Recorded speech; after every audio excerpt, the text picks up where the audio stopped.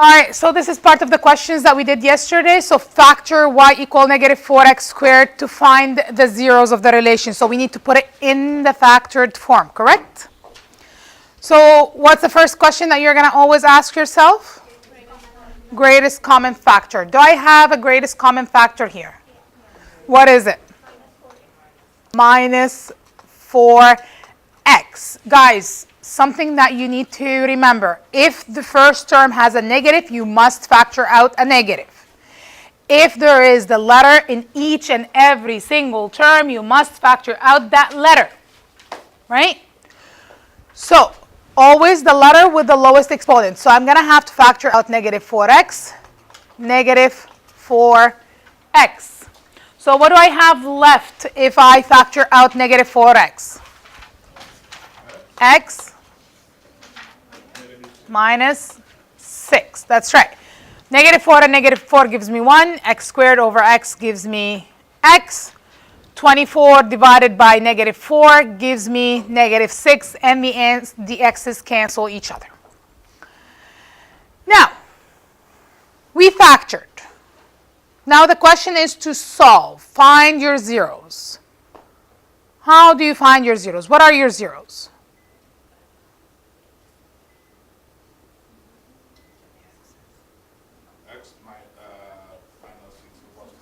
Okay, so I'm going to set this bracket equal to 0.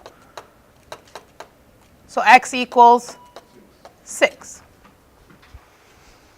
Do I only have one 0?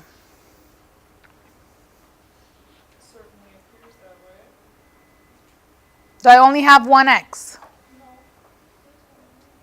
Where is it?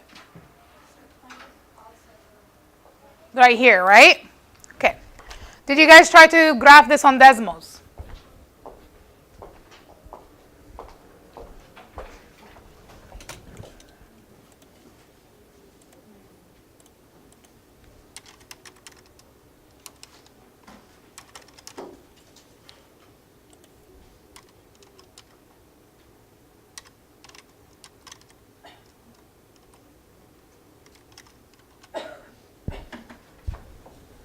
How many zeros do you see now?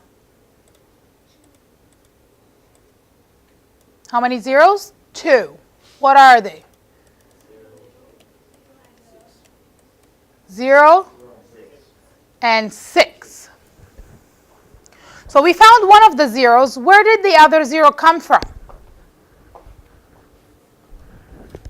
So we found the 6, right? We've already agreed, both of us, all of us, we agreed that x equals 6. That's one of the zeros. But there is another 0, because if I only put one 0, that's going to change my whole graph. That means I'm saying that I only have 1 at 6, and this is going to open down, and this. But this was not my graph. My graph was this. Sorry.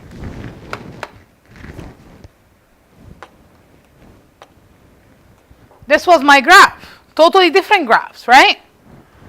All right. So where did the other 0 come from? It came from this.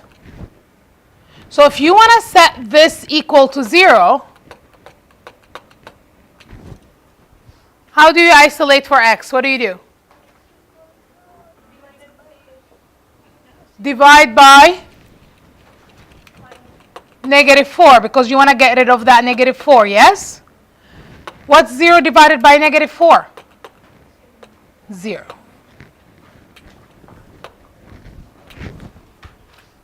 A lot of students miss this. Whenever there is x outside, you don't even have to do all this math. Whenever there is x outside where it's not in a bracket, where it's x is multiplied on the outside, that represents x equals 0. Okay, so you can take it right away and say x equals 0. Okay, so let's say if I have this, y equal x plus 1. I have 2 zeros. I have x equals 0 and x equals negative 1. Okay, I'll give you another example. Y equals 2x x minus 3. You have two zeros. X equals 0 and x equals 3.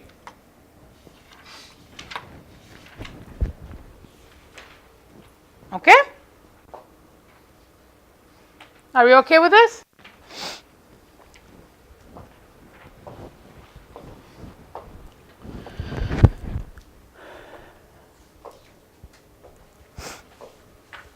All right.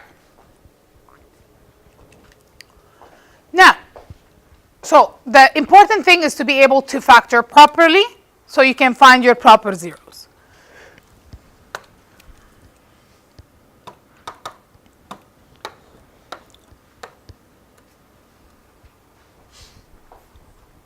So in this case, I gave you a graph, okay? And I'm asking you this question. I'm asking you to find the equation of the quadratic in factored form using the picture provided. So we did similar question in the previous chapter, but we were finding them in what form? No, in vertex form in the first unit. Now we are asked to find them in factored form. Factored form gives me what? The zeros. So in order for me to be able to use the factored form, I need to locate my zeros first. Okay? In the graph, what are your zeros?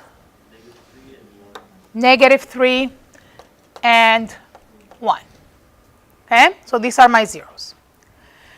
And then always, to find the a value, you need to find another point, plug it in to solve for a. Okay, like we did in the vertex form. So here's how you find your equation. First, you're going to write y equals a x minus r x minus s, which is your factored form. Okay, which is your factored form. It's also, I wrote it right here, and it's written on that pink sheet right there. Now, what do I plug in? First thing is I'm going to substitute the zeros into the generalization for r and s. So I'm going to replace r and s with their zeros. Okay? So it's going to be y equal a x minus 3. You see, I have two minuses after each other. Is that something that we like to write? What do we write instead? A plus. So I can replace this minus, right? The first minus is coming from the equation. The second one is coming from the 0, right? So I can replace these two with a plus. Yeah? Sorry. The -3 and the +1, what is it called again? These are your zeros. Zeros. Yeah? Or your or your x-intercept.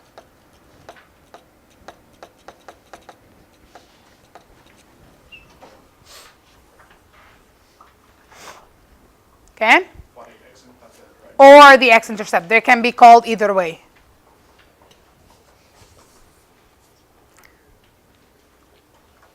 And what do I put in the second bracket? X minus, and then since this is a positive 1, I just put 1, so I have x minus 1. Good morning. So what else do I need to solve for? A. I need to solve for A. So to solve for A, like I did in the previous unit, I need to look for another point on the graph to plug it in for x and y. In this case, they gave me a clear point, which is 0, 6. Okay? If they don't give me this point, I can look for any clear point on the graph. This is x, this is y. So I'm going to replace the x with a 0 and the y with a 6.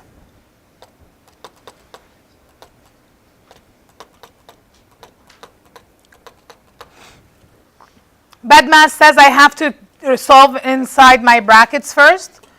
So I have to do 0 plus 3, which is 3, 0 minus 1, which is -1. Then what do I have to do? multiply the 3 and the negative 1. So that gives me 6 equals negative 3a. What do you want to do after that? Solve for a. What do you do to solve for a? Huh? Divide by negative 3 because you want to get rid of that negative 3. So that gives you a equals to negative 2. Okay? Sorry, not 0 and 6. Yeah. What is it called? This one, this point right here. Yeah, the point. In this case, it's the y-intercept. Or the y-intercept. This is the y-intercept. You don't have to put the y-intercept in. It could be any point on the graph that you can put in. Yeah, if your vertex is clear, you could put your vertex in. If you have a point here that's clear, you can put that point. As long as you have a clear point. In this case, that's the most clear point that we have. If you can't find a clear point any other way, could you substitute one of these zeros? No. It will give you 0. It won't work. You can't substitute the zeros because you've already used them, right? So you can't put these 2 points because you've already used them. Okay? So now we solved for a, and a turned out to be negative 2. My last step is to rewrite my equation, but with a negative 2 for a. So that's going to be y equal negative 2, x plus 3, x minus 1. And this is my factored form, the equation that represents this specific graph.